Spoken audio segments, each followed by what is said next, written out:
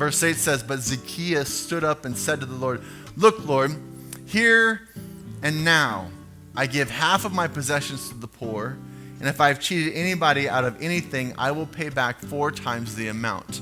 He's not pulling that number out of the blue. That is an Old Testament number.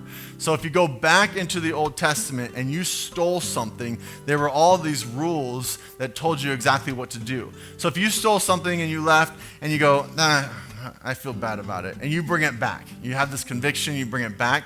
What your rule was, you had to pay back what you stole, of course, plus 20%. They had a rule for this.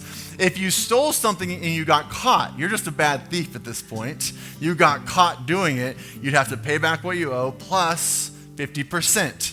That was the rule.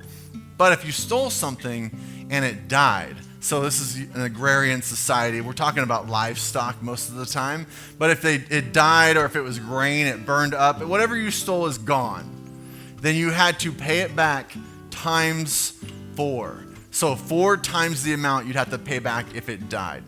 And so when we see Zacchaeus do here is pull that Old Testament knowledge and say, I'm going to treat this as if I have been stealing from people and it has died in my possession and I don't want that. And so I'm paying it back plus 4 times the amount. Now notice this, when Zacchaeus meets Jesus and they spend time together, he has a come to Jesus moment, right? We always talk about these come to Jesus moments. When you come to Jesus, Jesus causes change. We see it over and over in Scripture. When someone has a come to Jesus moment, they make dramatic changes moving forward. So how is that happening in our lives as well? Do we have the come to Jesus moment and then change begins to happen as we move forward? For Zacchaeus, he gives 50% to the poor and back anything that he has ever stolen times 4 times the amount.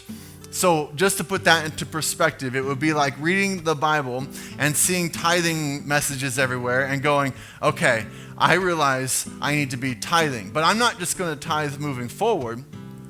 I realize I've been stealing from God.